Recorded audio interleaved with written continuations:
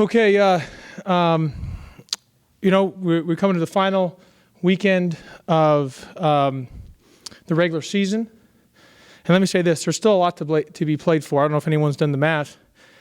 We're still in contention to finish third place, as high as third, obviously as low as 6. So, yes, we need a little help if we're going to finish third, obviously. But that's not out of the equation. So we have a lot to play for.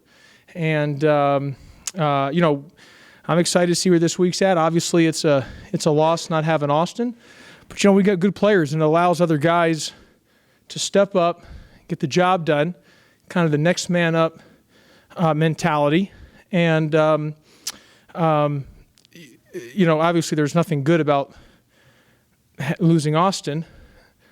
But if there's any, again, positive that it happened to us earlier in the year, so I think there's less of a shock for the guys to play without him because we've gone through that initial wave earlier in the year. So again, obviously there's no positive not having Austin, but if there is any silver underlining that he went down earlier, we've gone through that initial shock. So I think our guys understand, okay, guys got to step up. We got to pick it up like we did in that South Florida game. And I thought everyone really stepped up and did their job. So, got a really tough test on Thursday versus UConn, and then Sunday at Cincinnati.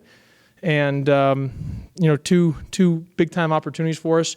National television, obviously a lot of people probably have counted us out, and that's understandable based, us not having Austin and some of the, recent losses. But I look at the exact opposite. I say, hey, let's we got a heck of an opportunity in front of us, and we can do some great damage and surprise and shock a lot of people. And we have good talent. Even without Austin, we got good players. This is just a big-time opportunity for them to step up and make big-time plays through a 40-minute game starting on Thursday. What's your confidence level like with Shaq, how he played after Austin went out the first time? Well, I tell you, it's bless you. I tell you, it's a tall task, but he can do it. I mean, he can put us on his shoulders and lead us to wins. And obviously, this isn't golf or tennis where it's a one-man show. It's got to be a total team effort. But he can, instead of having 17 and 8, he might need to have 27 and 18. And you say, well, that's a lot. Hey, but he has that capabilities of doing it, especially with the numbers even being shorter now than we've had at any point in the year. Last game he played 44 minutes, and now he becomes a big focal point of what we're trying to do. So he has a big-time opportunity in front of him, and I'm excited and enthused to see him step up to that challenge. He's been playing great as of late, and he needs to even take his game to another notch, to another level, in the stretch run. In the first meeting with UConn, you guys shut down Boatwright for the most part. Maybe some of that was him getting injured there in the first half, but Hamilton went off. Yeah. Is it just kind of pick your poison there, and one of those two guys is probably going to get there? Well, I thought we did a great job against SMU on taking out Kennedy and Moore, which was the game plan, until Moore hit a couple of those shots, late in the second half. No question. And and I thought we did a good job on our game plan. The initial time against UConn was to take Boatwright out. We did a good job on that. You're not going to hold a team like UConn scoreless or anybody else. They got other good players. The reality of it is you're going to go and say, okay, this one or two guys you're going to take out, and hopefully by the numbers it works in your favor. I thought it worked for us for the most part against Tulsa. We wanted to take Woodard out, which we did, and we wanted to do a good job on Harrison. Harrison got a lot of his points off of transition, off of steals, and then he got a lot of points. He hit that 3 and got to the free throw line a couple times, but he didn't do a lot against our half-court defense. What hurt us was Ray, Wright, and Harrison hit a combined 6 3-pointers in that game. And leading up to that game, they had to hit a total of 20 in conference play. All three of those combined hit 20. They hit 6 in that game. So, but I think we've done a good job for the most part. Like I thought when we played East Carolina the second time, we did a good job taking out 0. That was our game plan. The issue was in some of those games we've lost, we've done a good job taking guys out that we've wanted to. It's the issue has been our scoring, and we haven't scored. And like for UConn, we scored 75. We scored.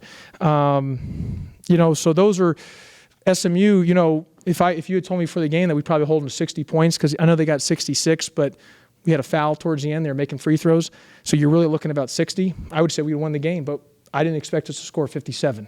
And that's been our biggest issue. It's not on the defensive end.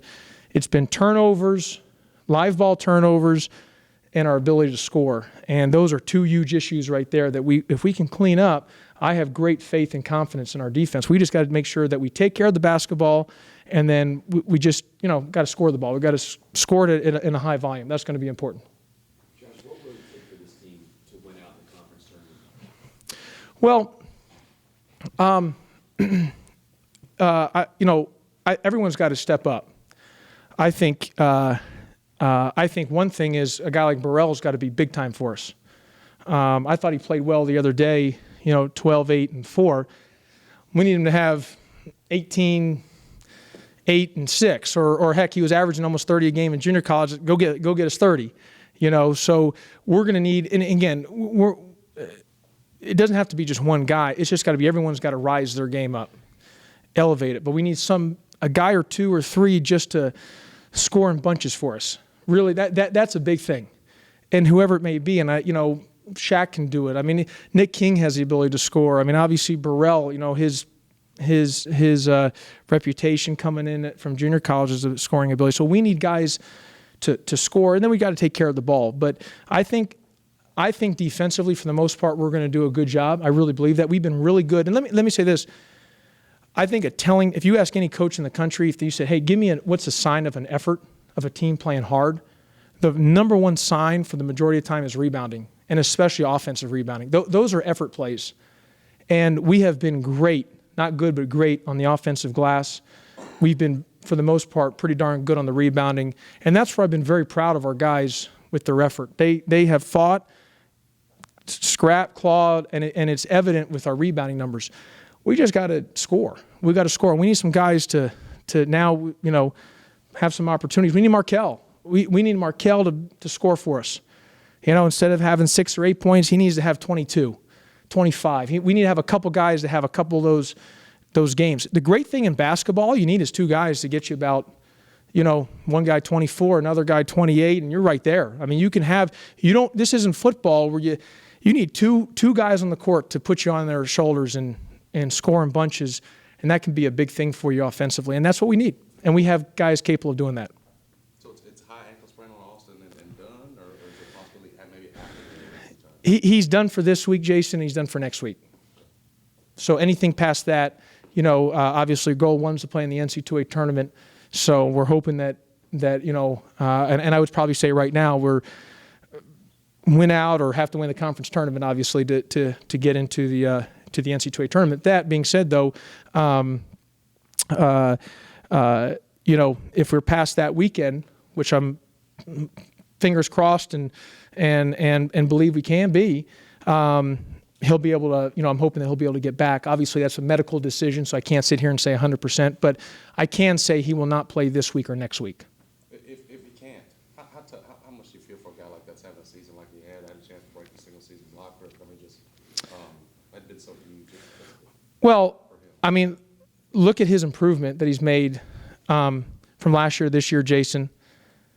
There's no doubt in my mind he would have broken the single season shot block record if he played in all the games. Probably if he just got injured now and played in those other games, he probably already broken the shot block record.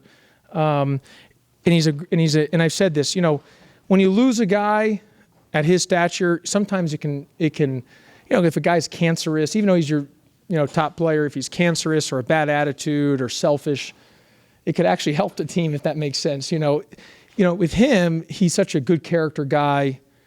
Unselfish team guy, and everyone on the team likes him. So we have to take it where it's a rally around more than, hey man, we got to rally around. Okay, we all got to pick up our spots to pick up his area. And the thing is, defensively, he's been so good, Jason, for all year long. And I think he recognizes it that he started the year a little bit slower. So for him, for next year, assuming that if he doesn't come back at all for this year, assuming for next year, he knows he's got to be really good from the start to the finish. And I believe if he does that, he should be capable of being one of the whatever teams of an AP All-American. I really believe that, and his mindset is that way too. And so I believe if we had won the conference or finished second, he would have gotten Conference Player of the Year. But obviously, I do think Nick Moore will probably end up getting it now based on, well, if they end up winning the league, then I think he's probably the leading candidate. But I think as an individual player, there's not too many better than Austin, just when you're talking about offensive and defense. And I would be surprised if Austin Nichols doesn't win Defensive Player of the Year in the league. I'd be very surprised on that. You talked a lot about the experience, the repetitions, making your team better. With a group that just hadn't been together often before the season, how about when you fill up these games in the postseason tournaments to Well, look, we've gotten better. We've improved. We've gotten better in a lot of different areas. And we're a better team today than we were. It's just unfortunate it hasn't showed up all in the box score or in the win-loss column, should I say, in the win column. We've had some tough games. It just didn't go our way. We had the injury bug hit us on a few games, and that's kind of how it's gone. But I can see that we have improved and gotten better, and that's an important part. And we need to go in there and try to come out with a 2-0 week this week. So there's still a lot to be played for. And like I said, we can finish anywhere from 3rd to 6th place. Obviously, need a little help to finish up to the 3rd spot, but it's still up for grabs right now for those positions. You guys still have the 2 weeks with the regular season and Yeah. the conference tournament. How big is that for even more experience? Well, we need the more games, the better for us. But we want to play past the conference tournament, and if we want to do that, we need to win a lot of games in this next 2 weeks.